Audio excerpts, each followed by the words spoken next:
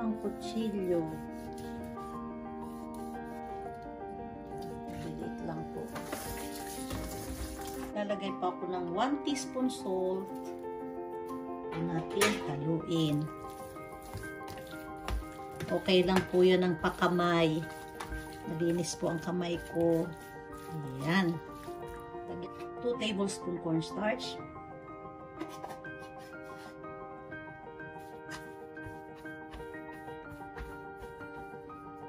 Ayan po ito. Ibigay ko yan. Dahon ng sibuyas. Ang po dito. Wansoy po ito sa atin eh.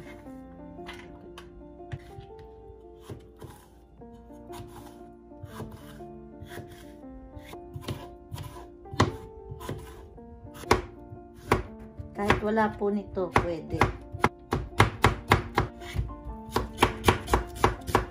20 grams po itong luya.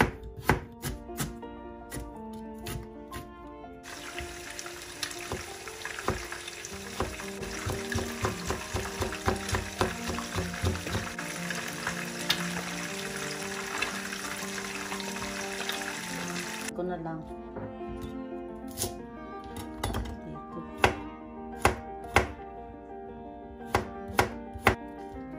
Oo, huwag naman sanang maanghang.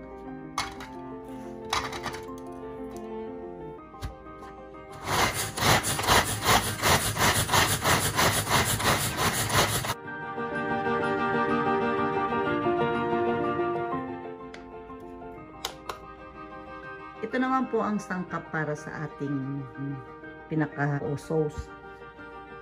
So, mainit na po yung aking mantika. Lalagay ko na po ito natin. Kasya po dun sa kawali. Ayan.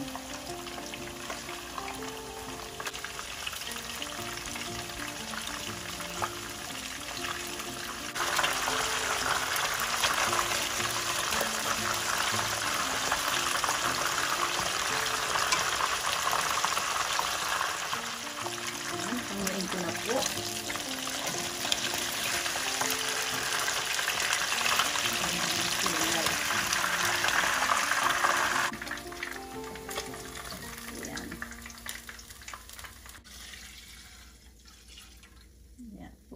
Lalagay lang po ako ng mantikang ginamit din po na pinagprituhan. Bawang.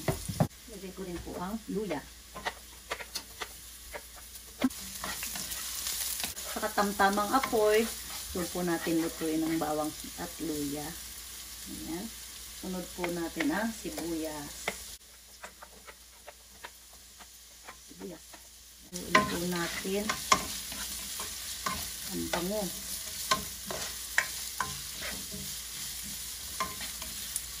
Yan, halo lang po. Ito po natin yung carrot. At saka ang bali 350 tubig na mainit. 3 tablespoon vinegar. 2 tablespoon soy sauce,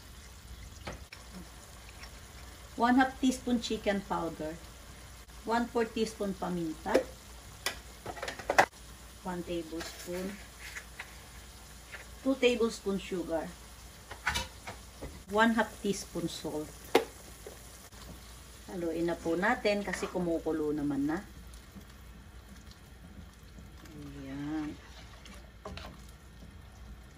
Chicken powder. Nagdagdag po ako ng chicken powder. Ayan. Lagay na po natin ito. Para manuot po yung lasa. Ayan po.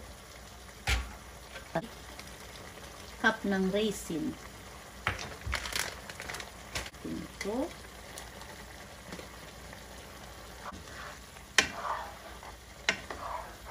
Dahan-dahan lang po.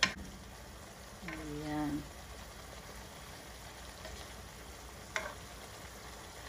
Ilagay ko na po dito. para lang po lumapot. Ilagay na rin po natin ito.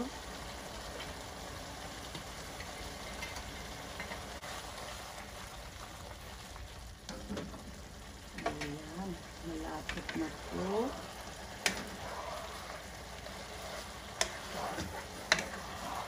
Ayun. Okay na po.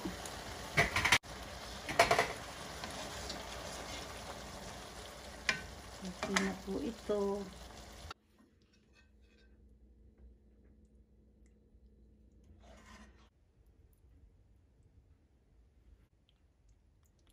Titikim po ako. Tikman po natin. Ito nasa ibabaw. Itadakimasu.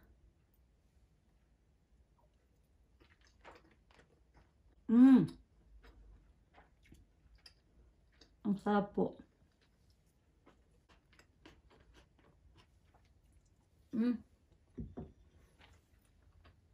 Ang sarap po sa kanin. Yan.